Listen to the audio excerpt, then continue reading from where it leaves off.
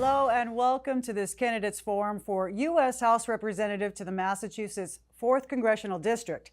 The primary election will be held on Tuesday, September 1st. Polls will be open from 7 a.m. to 8 p.m. on September 1st. Early voting will take place between Saturday, August 22nd and Friday, August 28th. Check your local election office for hours and place for early voting. I'm Jen Adams, the news director of Newton News at New TV, and I will serve as the moderator today. This forum is co-sponsored by the League of Women Voters of Brookline, Dover, Sherborne, Needham, Newton, Sharon Stoughton, South Coast, and Wellesley, and is co-produced with New TV. This forum is being recorded on Monday, August 3rd, 2026. The video will be available on local league websites and local cable access stations, including here on New TV. The League of Women Voters is a nonpartisan, multi-issue organization that encourages informed, active participation of citizens in government. The League does not support or oppose candidates or political parties. No League members involved in this forum, including the planners, moderator, and timekeeper, are endorsing either of these candidates for this office.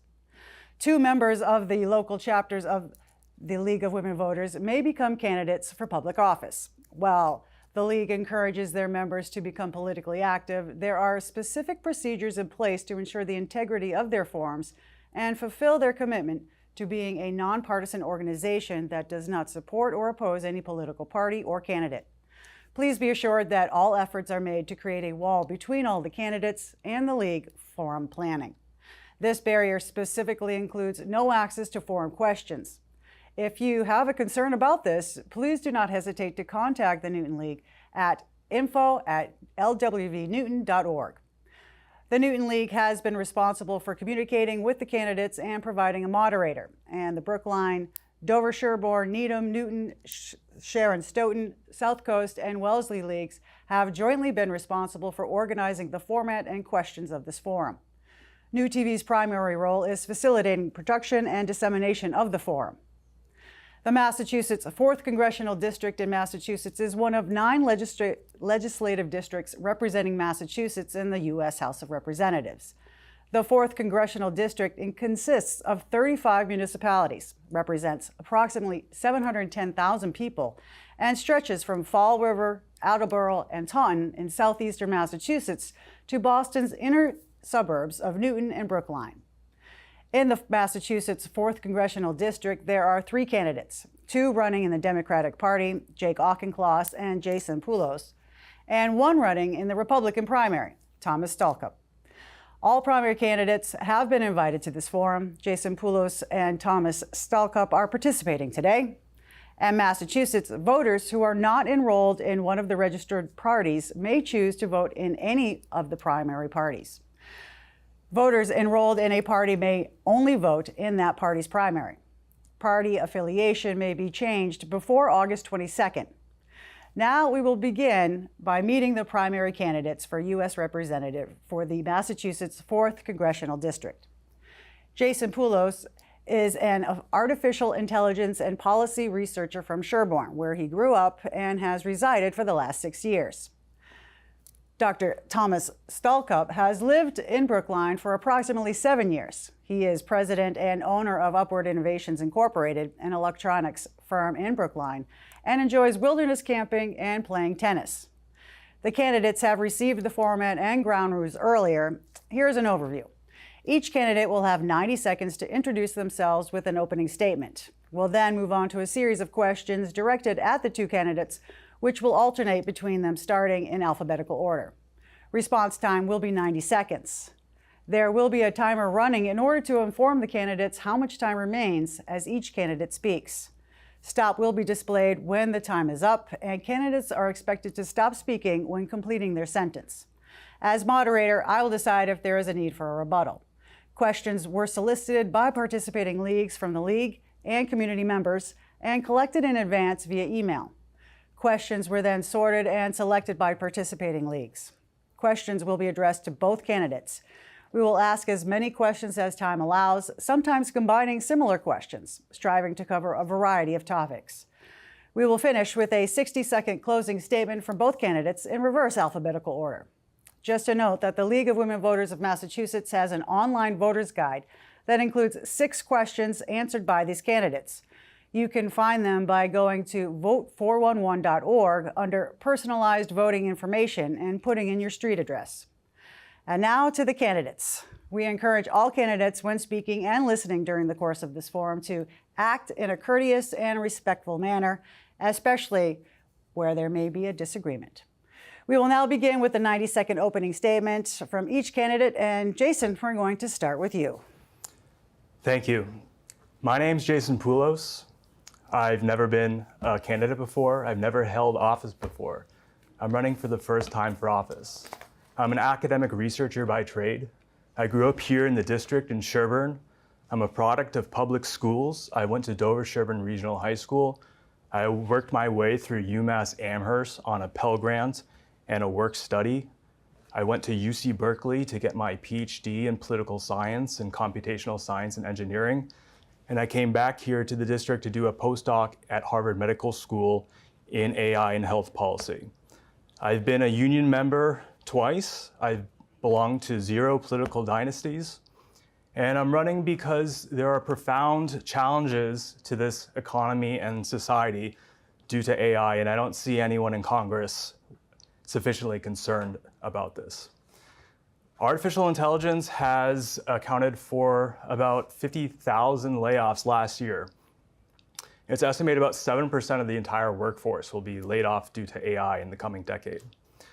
The company Oracle just a few months ago announced that 21,000 workers, about 13% of its workforce, would be laid off due to AI. And it's not because they weren't productive, they were actually productive, and they said, human labor is no longer valuable to us. We want to invest our money into AI data centers that are causing environmental and health damages to this country. So I'm running a different type of campaign. I'm running a campaign to put a floor under workers. That's why I support Medicare for All, to decouple health insurance with employment. That's why I support the PRO Act, to strengthen collective bargaining rights and let workers decide their future. That's why I support an AI dividend, to redistribute the gains of AI to workers. And we're running a different type of campaign here. I'm accepting no corporate PAC money. My average donation is $35. 84% of it is within the district. I'm asking for your vote on September 1st. Together we can challenge the establishment and implement real progressive change in this country. Thank you. Thank you, Jason. And Tom, you have 90 seconds for your opening statement. Thank you. Yeah, I grew up on Cape Cod. I had a big family, and honesty was paramount. 60 Minutes was one of my favorite shows, but that was back when the officials actually were worried about getting caught. But then things started to change. We had officials talking about saying that they weren't getting drug money and paying the Contra rebels down in Nicaragua. And then the media was repeating official misinformation to get us into the Iraq War. I remember I was watching TV with a Russian friend of mine, and she said, "Hey, this reminds me of Russian TV, except there's one difference. In Russia, we knew we were being lied to." And it's much worse today. Today, we have 2 media bubbles. We have the left and the right, pretty much, and each side only gets half of the story. In a court of law, that's not allowed. You cannot mislead people by giving them part of the facts. You cannot omit facts that are relevant to what you were telling them. And why should the court of public opinion be any different? Even now, I shudder to say we're in another war, the Iran war, also based on misinformation. Luckily, there was a ceasefire announced yesterday or the day before, and I call on President Trump to make it permanent, and then to fire every advisor that ever recommended going in. It was a big mistake. The incumbent isn't here today, but just last month he voted to not fund Israel with military aid, including defensive weapons. That was a terrible judgment call. You can rebuke a leader, you can arrest a leader, but you cannot rebuke an entire population, all of the Israelis, in this manner. It was a big mistake. The incumbent, he also gets money from Big Pharma, and then he uses their spin to protect them and and actually what that ends up doing is it keeps the drug prices high, keeps it unaffordable. That can't happen. You know, I'm a physicist. I got a PhD in physics, and I'm not a politician. That's just not what I'm built for. That's not what I've done for the last 30 years. And what you need is someone in Washington who can cut through misinformation, separate fact from fiction, truth from spin, and someone who will work for you, the people, rather than the donors. Thank you, Tom. And now that those opening statements are done, we'll move on to our first question. And the first question will go to you, Tom. So, Massachusetts consistently ranks as one of the most expensive states in the nation for childcare and early childhood education, heavily burdening working parents throughout our district. Do you support universal, federally funded pre-K, and how do you propose the federal government address the severe shortage and low wages of early childhood educators? I think the best way to address the affordability crisis, which includes health care and also the education of our young children, is to increase the wages of the people. And you're talking about the working class. And right now, the minimum wage, the federal minimum wage is $7.25 an hour. That's just not livable. It has to be immediately raised to $15 an hour and then tied to inflation. You can't have inflation automatically become a pay cut.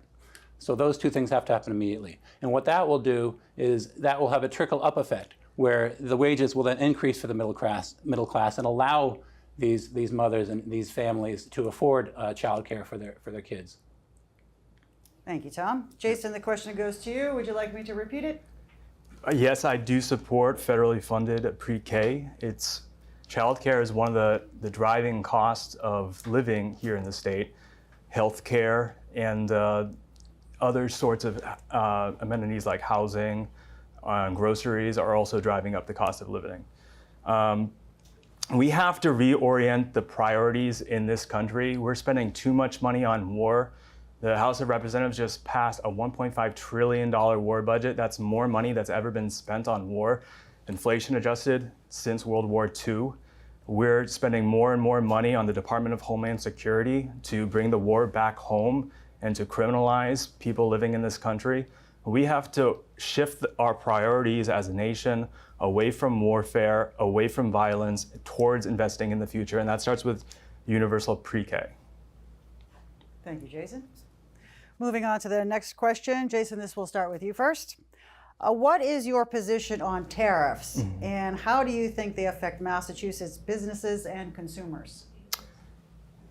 The issue with the tariffs that the Trump administration has been implementing is not due to the tariffs themselves per se, but the manner in which they're being implemented. They're being implemented as a slapshot form of political diplomacy, whereas they should be used as an economic policy to strengthen and build local economies here in the country. So tariffs should be used selectively, and it should be used to protect our local economies. It should not be used by the Trump administration as a haphazard way to siphon off favors from allies. Thank you, Jason. Tom, the question to you. Would you like me to repeat it? No, I remember. Okay. And I agree with Jason. Although I do believe that tariffs can be quite helpful, and they have been. They've raised a lot of money for the country. And if we can get a tariff system instead of a tax system, I'd be all for that if that could be done. And I also agree with what Jason said about Trump being too quick to put tariffs, on Canada, for example, one of our allies, because he gets in a fight with their leader. That's just not good leadership. All right. Thank you very much, Tom. We'll go on to our third question. Tom, we'll start with you on this one. Massachusetts has a large community of Haitians living and working here under temporary protective status. The executive administration's recent decision to terminate TPS status has left thousands of families and local employers in limbo. Where do you stand on TPS, and what federal measures will you champion to expedite work authorizations for those who are here legally while protecting local workforce standards? Yes, could you please repeat the first part of that question? Sure. It says Massachusetts has a large community of Haitians living and working here under the temporary protective status. Okay. Yeah, so this is just referring to the Haitian immigrants right now? Yes. Okay. I'm for all the Haitian immigrants. I think they should be afforded this status. However, I believe that There should be a differentiation between the immigrants who were here already before the latest surge that Biden allowed over the border, and those should be differentiated. Okay, Tom, Jason. The Haitian community provides invaluable services, especially in elder care and in child care, and we have to protect Haitian immigrants who are in this country. We should restore TPS as quick as possible, and in a broader immigration scheme, we need to have a more humane and a quicker pathway to citizenship. Okay, thank you, Jason. We'll start with you on this one. How would you make healthcare more affordable for families and small businesses? What changes, if any, would you make to Medicare, Medicaid, or the Affordable Care Act? Yes. Healthcare is one of the top drivers of the cost of living in Massachusetts. It's ranked among the top 5 in every survey. Massachusetts families pay more on average than the national average, about $3,600 more. The cost of healthcare is going up for a lot of families because of the expiration of the enhanced tax credits and because Mass Connector has expired for a lot of families. It makes this crisis more urgent, and that's why we need Medicare for All to decouple health insurance with employment. 27 million Americans in this country are uninsured, and I'm one of them. I don't have health insurance. As a candidate for office, we're not given health insurance. And this would be good for small businesses because it reduces the costs of small businesses, which providing healthcare to employees is one of the main costs. It alleviates the pressure for local governments. So local governments have to provide their employees with health insurance, and by providing a Medicare for All system, it would create more opportunities for local governments to invest in new schools, for instance. Medicare for All would save about $450 billion a year. It would save 67,000 lives a year. It's the moral calling of our time, and we have to act on it. Thank you, Jason. Tom, the question to you, would you like me to repeat it? No, I don't remember. This question's a bit personal for me. When I was in grad school, I couldn't afford health insurance. I was living off of a stipend, and I just couldn't afford it. And I have a mark on my hand there that the doctor recommended me I get cut off, and I just could not afford to do it. And so I didn't. Luckily, it wasn't cancer, but it was a risk that I don't think anyone should ever take. And then I don't remember if it was Romney Care or Obamacare, but when I graduated, got my PhD in physics and got into the real world. Actually, no, I think it was when I was still in grad school. One of those plans passed, and they said, we solved the problem. And I was wondering how they solved it. They said, oh, we're making you get it, and if you don't get it, you're going to have to pay a penalty. And the price didn't change, it just made everyone get it. And I still couldn't afford it. So I paid the penalty, I think, for the first year or two. And so this is just a problem that not even Hillary Clinton could solve back in the 90s, and everyone's having trouble doing it. And that's because of big pharma, the health insurance industry, the hospitals. It's a huge mess, and it's almost impossible to fix. And as a Republican, I might be the only ones who might agree with what Jason just said. Medicare for All is actually working better than the current system, and it'll save money, and it will do all those things that Jason said. The only thing I would add is to also allow us to buy health insurance across state lines, because there are other states that actually offer health insurance for healthy individuals, like I was in grad school, that you shouldn't have to pay so much, and you get a more of a catastrophic type of healthcare coverage that will not have you also paying a penalty. And so those options should also be available. Thank you, Tom. All right, we'll move on to our next question, and Tom, we'll start with you. The war in Iran was launched without an explicit congressional declaration of war, and Pentagon spending requests have since ballooned toward a record $1.5 trillion. A significant portion of Americans have expressed frustration over entering another costly, open-ended conflict in the Middle East. What is your view on the scope of executive war powers, and under what exact conditions would you vote to authorize putting American boots on the ground in Iran? Oh, you'd never put boots on the ground in Iran. Never. I mean, the war was a mistake from the get-go. The president got bad advice. His own intelligence advisors were saying that there's no threat from Iran, and we went in anyway. It was a terrible decision, as we can see what's happening now. The whole world almost might go into economic calamity. It was just a bad decision. But the question was, for boots on the ground, no, that just could never happen. Yeah, so anyway, but that gets back to the misinformation. Where are we getting this misinformation from? And you also asked about the Congress. When should Congress authorize it or not? I believe the president should have the 60 days he always does in case there's an immediate emergency. If there's an imminent threat to the country, he should have that. In this case, there was not, and so that was a mistake. But if there is, the president should have that authority. They should not take that away from the president. Because there may be an imminent threat one day. You don't have Congress to get together to launch a war if we got to make it in the next 5 seconds. And so that has to remain. But once those 60 days are up, Congress has to be able to give their chance to either approve it or not approve it. So the War Powers Act is extremely important and should be protected. Thank you, Tom. Jason, the question to you. Thank you. We're spending too much money on the war machine. $1.5 trillion could be spent instead in our communities for healthcare, housing, education.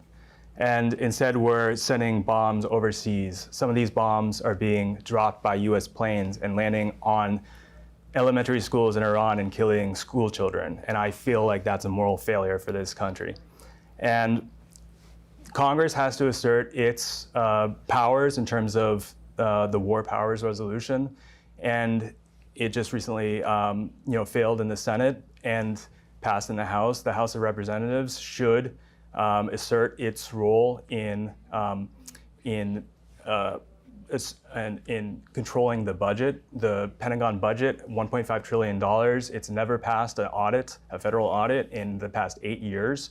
I support legislation that would cut the federal budget by a single percentage point every year that it fails an audit. I would just also say that Representative Auchincloss, before the Iran war, supported airstrikes on Iran. It was a bad call, and you can see the failure of that judgment. Thank you, Jason. And we'll move on to the next question with Jason, starting with you first. Certain businesses and organizations crucial to the economic viability of the Commonwealth have been negatively impacted by the withdrawal of federal funding and/or federal grants that had previously been appropriated by Congress. What do you believe is the obligation of a House member to ensure that the power of the purse granted to the Congress in Article 1 is not nullified by the executive branch? The Congress has to assert its authorities if the president is acting unilaterally and without consideration of a co-equal branch of government, such as Congress. Congress should respond by pulling funds. In the case of warfare, it shouldn't just be sitting idly by. It should be restricting funds that go to the war machine rather than voting for the war machine. And in terms of federal grants in other areas, for instance, in Somerset, which is in the district, funds for wind farms were canceled in the last minute, and it was very destructive economically to this region. Congress has to assert its role in restoring those funding. It should restore funding for the sciences. The National Science Foundation in the last budget was cut in half. The directorate in which I got my PhD, my NSF graduate fellow, was cut. It no longer exists under the new budget. We have to invest in the future, and that includes investment in science. It includes investment in clean energy. Thank you, Jason. Tom, the question to you. Could you please repeat it? Certainly. Thanks. Certain businesses and organizations crucial to the economic viability of the Commonwealth have been negatively impacted by the withdrawal of federal funding and/or federal grants that had previously been appropriated by Congress. What do you believe is the obligation of a House member to ensure that the power of the purse granted to the Congress in Article 1 is not nullified by the executive branch? Right. Like Jason, I was also funded by the NSF when I got my degree in physics. And so I know the importance of science and education and federal grants and federal money, especially for the sciences. And around in our districts, we have Newton and Brookline, which have a lot of employees of the pharmaceutical companies, and they are doing some really good work. Now, I have to differentiate between the workers themselves and the pricing. Now, the top executives of those companies have the prices too high. But the grant money that comes from the U.S. government actually should be increased, because we have to remove the profit-making motive from the pharmaceutical companies and have the U.S. government to start to fund the clinical trials of these drugs. And in that respect, we could do all the things we need to do, but also keep the prices down. Thank you very much, Tom. Okay, starting with the next question goes to you, Tom. Our district is home to many premier higher education institutions, yet thousands of families are being priced out of college, while our local businesses face shortages in skilled vocational trades. Where do you stand on federal student loan forgiveness programs, and how would you balance federal investments between traditional four-year universities and vocational, technical, and trade-based education? No, not loan forgiveness. I'm sorry. I had student loans. I paid them back. How would that work? We give loan forgiveness now. I mean, that's a good popular issue for everyone who has a student loan right now. I think that the solution has to be the colleges themselves have to reduce tuition costs. They're outrageous. That just can't happen. And so that's where you have to make the changes. These student loans, they have to be paid back. Thank you, Tom. Jason, the question to you. Thank you. So I went to UMass Amherst on a Pell Grant and a work study grant, and so this issue is personal for me. I had tuition-free college and university, but somehow ended up paying thousands of dollars in fees, which I still have now. So I'm still paying off my college loan from 20 years ago. And so I do support the College for All Act, which would cancel existing student debt, and it would provide free college tuition and public community college tuition for those who want it. And it's financed by implementing a speculation tax on Wall Street trades.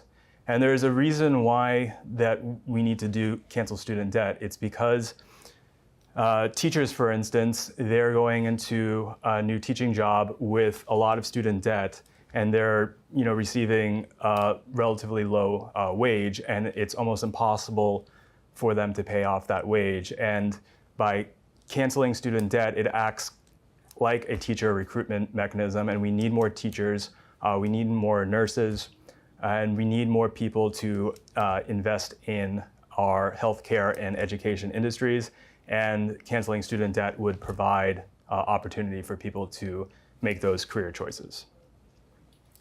Tom, you would like to add something? Jason, just a quick question. I have a couple of questions, actually. One is, what about someone like me who paid it off already? I mean, I was grappling with this question myself. That's why I kind of looked away when the question was asked, because there are people who pay back, and all of a sudden, what if they're out and they paid back? They're like, oh my God, these guys get forgiven, and what about me? Can we reimburse them too? That's number one. And another idea might be, I believe right now you can't file bankruptcy based on student loans. Now that definitely has to be changed, and I don't know if you'd agree with that. Jason, you have 30 seconds as well. They're both good ideas, but in terms of, if I had already paid my student loans off, I would still be supportive of this policy. And that's because I experienced, paying off these loans. And, there are parts of my life, like after, receiving a PhD where, paying student loans monthly wasn't a big deal, but it was a big deal paying the undergrad loans while in graduate school. It takes out like a big chunk of your income. And it does affect people's long-term career choices, and that's why I support the policy. All right, thank you very much. And we'll move on to the next question, and Jason, we'll start with you. FEMA disaster aid dollars were recently denied to blue states. Massachusetts is one of those states. How would you propose to address this problem in the face of extreme weather and coastal flooding? Yeah, so this is just another area in which the Trump administration is playing politics with federal levers of policy. Tariffs is one of them. The FEMA aid is another one. We have to depoliticize administration of federal aid. It shouldn't be going only to the states you like and not to the states you don't like. A lot of these, disaster funds have to go to states that need it. And what Congress can do is assert its power of the purse. And if the administration is playing politics with the administration of FEMA aid, then Congress should withhold funds from other priorities, such as military spending, such as Department of Homeland Security spending, that are the top priorities of this administration. Thank you, Jason. Tom, the question to you. Yeah, this is similar to the tariff question where you can't have a personality affect funding a disaster relief. That just can't happen. And I'm not saying that Trump did this, but if he did, it's wrong. And that's just something that can't be done. And so for that reason, I agree with almost everything Jason just said. Okay. Moving on to the next question, Tom, we'll start with you. If Congress could pass one major bill during your first term, what would you want it to accomplish and why? My goal? My own bill? Oh my goodness. Oh, I thought about it earlier.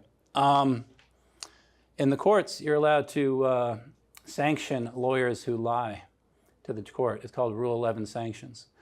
And I've been living through this lie after lie after lie to get us into wars, Iran, Iraq, Nicaragua, Panama, maybe even before that, Vietnam, before I was born. But that, and that works in the courts, and you should be able to do that in the public as well, in the public sphere. There used to be a law where you have to give equal time on television broadcasts. That law was repealed. That's got to be put back in. But even more than that, correspondence, such as today's David Muir, people like that, and Dana Bash, people who speak before us as authorities should be like fiduciaries. So you have the responsibility to give us the facts, all of the facts, and anything that they tell us has to be, they cannot omit facts. And if they omit facts to mislead, for example, to get us to a war or anything, they have to be able to be, the Attorney General or someone, maybe even the State Attorney General, should be able to sue them if those airwaves came across state lines, and sue them under something very similar to something called Rule 11. It's sanctions for using misleading or recklessly misleading information or omitting facts that are relevant to what is being said. And knowingly omissions. Yeah, you can't knowingly omit facts relevant to your argument. Thank you, Tom. Jason, the question to you. The number one policy is Medicare for All. There's a Medicare for All Act in Congress right now. I would co-sponsor it day one. Representative Auchincloss has not co-sponsored this act. It would expand traditional Medicare to include dental, vision, hearing, long-term care. It would end the deductibles, out-of-pocket costs, co-payments, out-of-network costs that are crippling people into medical debt sometimes. It is very beneficial for individuals who are contract employees or part-time employees and they don't receive health care. It would allow them to continue working without fear of catastrophic medical debt. And Medicare for All would also expand drug price negotiation under the Medicare program. It would help lower prescription drug prices. In order to pass policies like Medicare for All, we have to get big money out of politics. There's too much health insurance money in politics, too much big pharma money in politics going to our representatives. And we have to pass the Citizens Over Corporations Amendment to get money out of politics, overturn Citizens United. And so we can enact strong, progressive structural changes like Medicare for All. Thank you, Jason. Moving on to our next question, and Jason, we'll start with you on this one. What is one issue where you disagree with your own political party? So I think the Democratic Party is being too timid. We are in a dangerous period right now of creeping authoritarianism. Our party leadership is issuing letters of condemnation, and they are not forcing votes. We just had a vote for sending an additional $3.3 billion to Israel. Democratic leadership said, vote your conscience. The Democratic leadership instead should have been whipping members of Congress against voting for money to Israel. We have to use that money for our own district and send more money for healthcare, education, and housing. So I disagree with party leadership's approach on many issues, and I think we need a more vigorous counter to Trump's creeping authoritarianism. Thank you, Jason. Tom, the question to you. Yeah, mine would definitely be the Iran war. It was a mistake. It was a big one. And also it's related. Tulsi Gabbard had to resign recently. She was giving intelligence saying there is no threat, and she's the director of national intelligence. You have to listen to your advisors who have the information. And Mr. Trump, or President Trump was not doing that. I think he's getting proper advice now, especially based on the ceasefire that has been just announced yesterday, the day before, and so that is a major difference that I have with the Republican Party now. That Republicans should stand up and vote with the Democrats on this one and stop this war. To have party line votes on this, it just makes no sense. If I were a Republican, I was in Congress, I'd be the Democrats on this issue. Thank you. Jason, you have 30 seconds. So would you be willing to stand up to your own party's leadership? Would you vote for a Republican leader if they are continuing to do things like fund the Iran war? Would you say, I'm not going to vote for you for leadership if you continue to vote for funding for Iran? Certainly, yeah, sure. I'd do anything I could. Whatever power levers I had, if I got to Congress, I'd use it. I would hold hearings. I would rebuke whoever needed to be rebuked, and if my vote helped, I would definitely vote to not have that leadership in place. All right, moving on to the next question. Tom, we'll start with you on this one.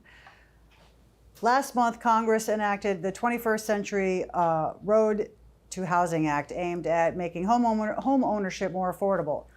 Among other things, it places limits on investment in residential real estate by private investors. Do you think this legislation goes far enough?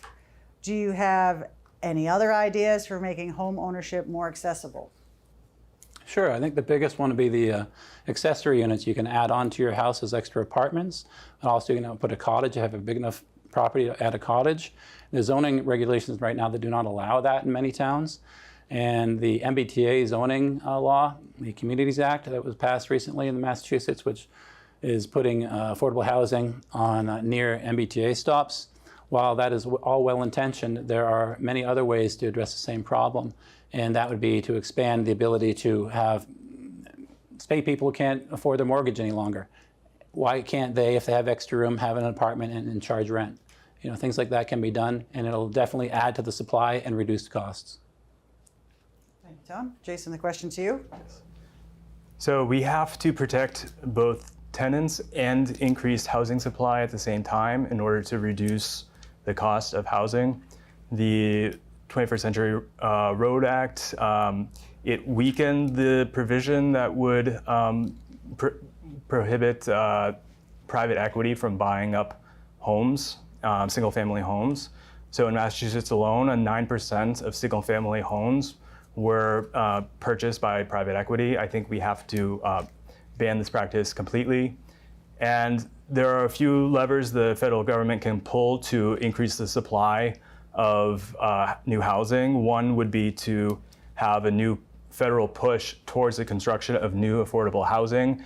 And that could be in the form of creating a new federal board for housing. The federal government can tie incentives for new zoning reforms to incentivize local governments to build more housing.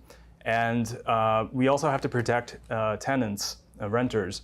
And the federal government can have tenant protections, and it can also reduce the cost of rental prices by banning algorithmic rent price setting by algorithms like PageRank, which artificially inflate rental prices. All right, thank you very much. Jason, we'll start the next question with you. The rapid expansion of artificial intelligence and cloud computing has triggered a massive boom in data center construction across the country. Should the federal government regulate data center construction, and if so, how? Yes. So I proposed a AI regulation package. One of the top tiers would be to have a federal board overseeing the deployment of artificial intelligence. This board would be independent of the legislative and executive branches. It would be composed of researchers, people outside of government and industry, and they would review the incoming releases of AI models, decide whether it's safe or not, and impose other regulations. It would be able to create regulations on the construction of AI data centers, which is causing environmental and health damages to people in this country and in this state, for instance, in Lowell, Massachusetts. And there are no federal regulations right now for AI data centers. There's no reporting requirements for electricity usage, and there's no reporting requirements for water usage. I support the Clean Cloud Act, which would implement federal reporting requirements for both of those things. And we have to, get big money out of politics, because what's happening right now is that the big donors are pouring money into our congressional elections and picking winners and losers, and they're selecting people who will be amenable to the construction of new AI data centers. Thank you, Jason. Tom, the question to you. Yeah, this should not be a partisan issue. I agree with Jason. I think he's commendable for drafting that legislation, which I hope gets implemented. And if not, could I borrow it? Okay. And so, yeah, there's noise complaints, there's all sorts of problems, there's water usage, there's all sorts of issues that are affecting the people where these data centers are going. We have to give them their rights, and that might require some federal laws, but it also could include state laws and town laws. But we have to allow the neighborhood to be able to authorize or block those data centers.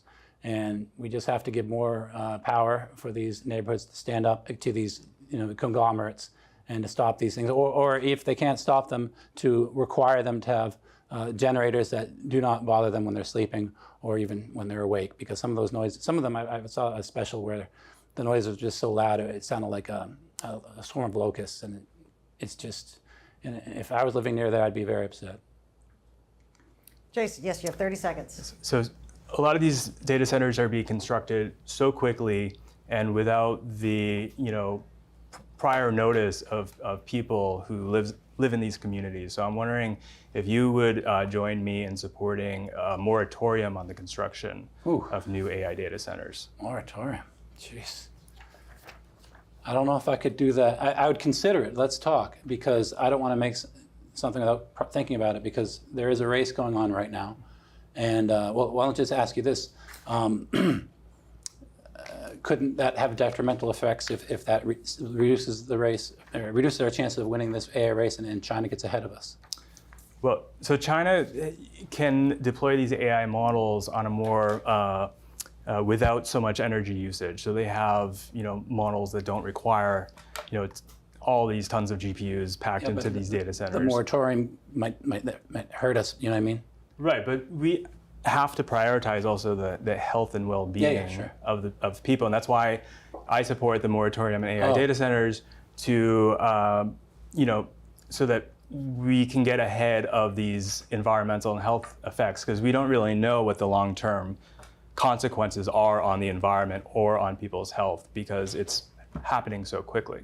I won't make a statement now, but we'll talk later, and I may very well. All right, guys, I think this is probably our last question. And Thomas, we'll start with you. The Supreme Court has recently ruled that the EPA lacks the authority to enforce most of its environmental protection regulations. Do you see this as a problem? And if so, what legislative solutions would you support? Yeah, the EPA needs to remain strong. You cannot reduce its power. This is clean air, clean water. These should not be things. We should be able to swim in the Charles River right now. Why can't we?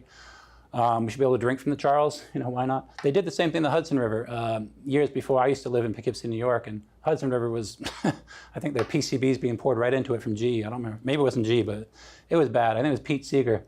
Not many people might remember him anymore, but he was one of my dad's favorite singers. And he was very active in cleaning the Hudson River. It's been done.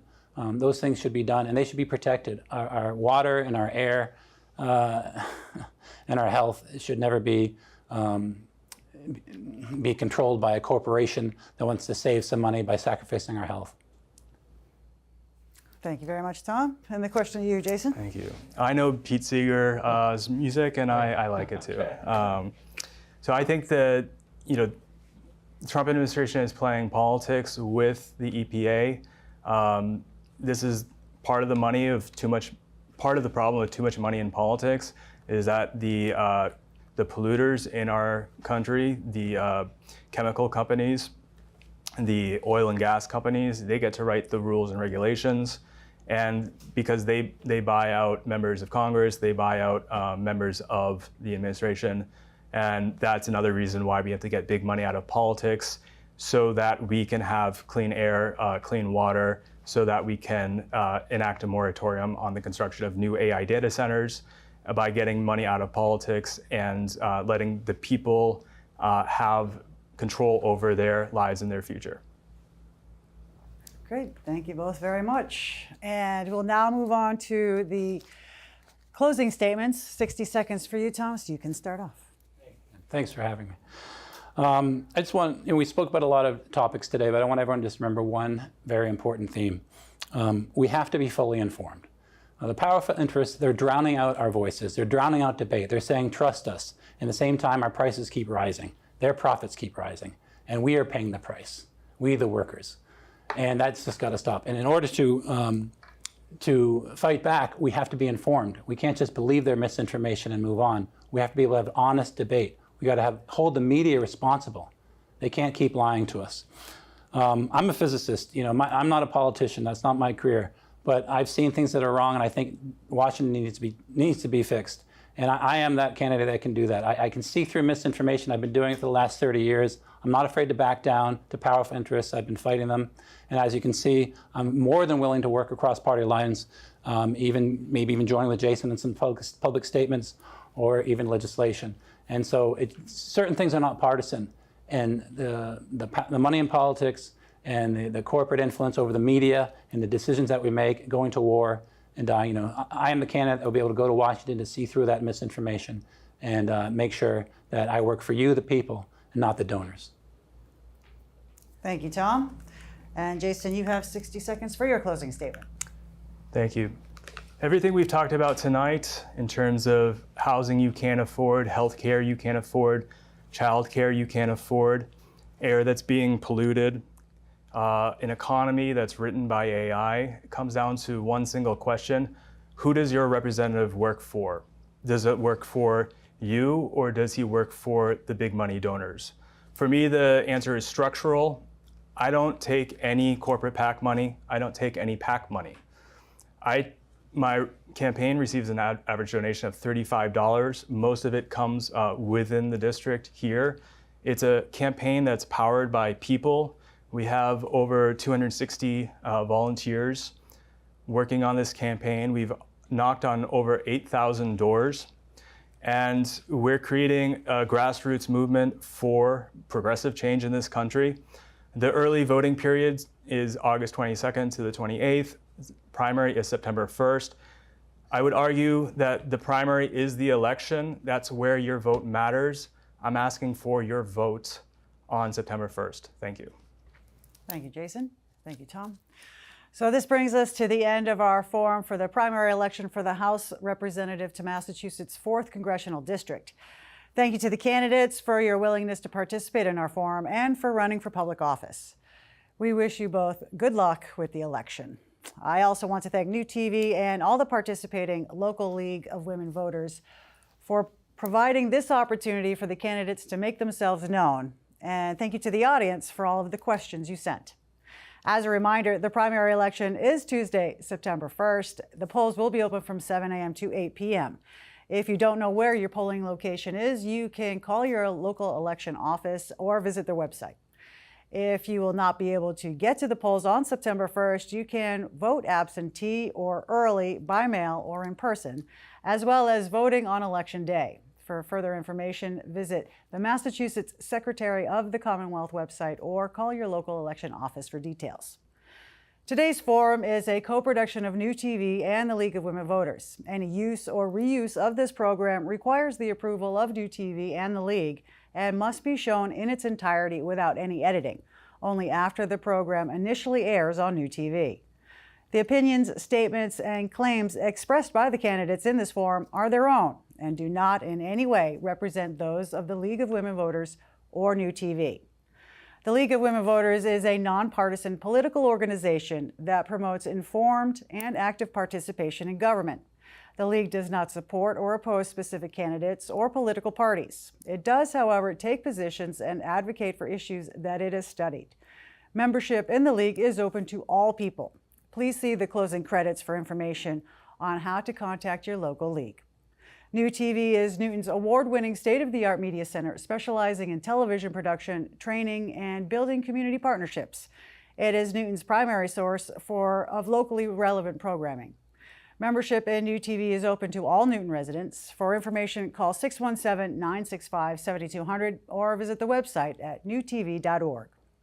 The League of Women Voters thanks New TV for streaming the forum and for handling the technical aspects of this forum. I'm Jen Adams for the League of Women Voters and New TV, and I thank you for watching. And remember to vote on or before Tuesday, September 1st. Participate in our elections because democracy is not a spectator sport.